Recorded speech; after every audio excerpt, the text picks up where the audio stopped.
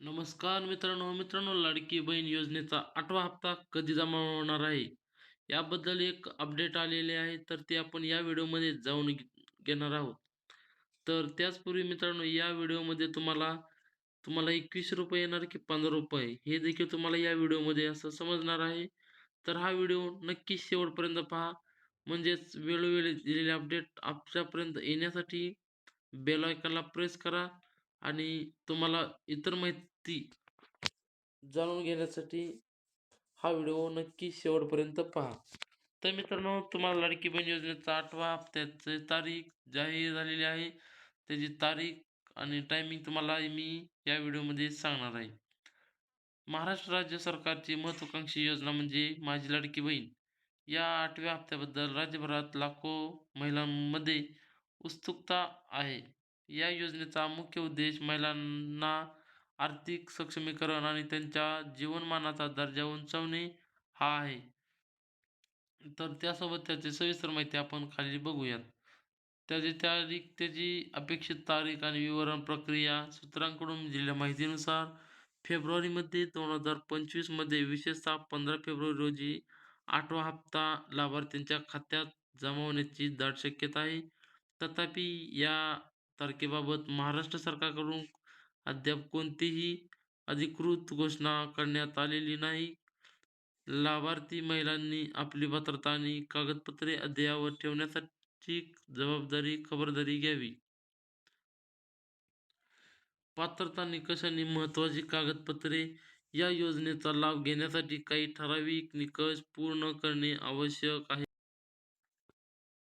यासाठी महिलांचे वय 21 ते 65 वयोगट असणं अत्यावश्यक आहे आणि त्यानंतरच तुम्हाला या योजनेचा या दरम्यान असणे आवश्यक आहे. रहिवासी महिला आणि महिला लाभार्थी महाराष्ट्र सरकारची रहिवासी असणं आवश्यक आहे. त्यानंतर बँकिंग आवश्यकता, लाभार्थ्यांची आधार सीडिंग म्हणजे आधारशी मोबाईल संलग्न, आधारला बँक संलग्न असणं लिंक अनिवार्य आहे. डी सुविधा थेट लाभ हस्तांतरण असल्यामुळे तुम्हाला यासाठी ही प्रक्रिया करणं गरजेचं आहे. अर्ज प्रक्रिया आणि दस्तऐवज. नवीन अर्ज करताना किंवा पुनर्विचार अर्ज सादर करताना खालील कागदपत्रे जोडणे अत्यावश्यक आहे. आधार कार्डची एक प्रत, रहिवासी, वीज बिल, बँक पासबुक, वैध नंबर, चालू नंबर तुमचा आणि स्वयंघोषणापत्र देणे अत्यावश्यक आहे. तर मित्रांनो, तुम्हाला हा हप्ता येण्यापूर्वी तुम्ही बँकेत जाऊन बँक तुमचं खाते सक्रिय आहे का नाही याची खात्री करून घ्यायची आहे. त्यानंतर तुमचा मोबाईल नंबर आणि आधार लिंक अद्ययावत आहे का नाही ते चेक करायचं आहे. त्यानंतर स्थानिक प्रशासनाच्या संपर्कात राहायचं आहे. योजनेच्या अधिकृत वेबसाईटवर नियमितपणे भेट द्या. महत्त्वाच्या सूचनांसाठी स्थानिक अंगणवाडी केंद्राशी संपर्क साधायचा आहे आणि तुम्हाला त्याचं निरावरण तक्रार करण्यासाठी तुम्हाला कोणतीही समस्या असल्यास तक्रार हेल्पलाईन नंबरशी संपर्क साधायचा आहे. लेखी तक्रार नोंदवा आणि पोचपावतीसुद्धा जपून ठेवायची आहे. आवश्यक कागदपत्रांच्या छायांकित प्रत सुरक्षित ठेवायची आहे. महाराष्ट्र सरकार या योजनेचा विस्तार करण्यासाठी दिशेने विचार करत आहे.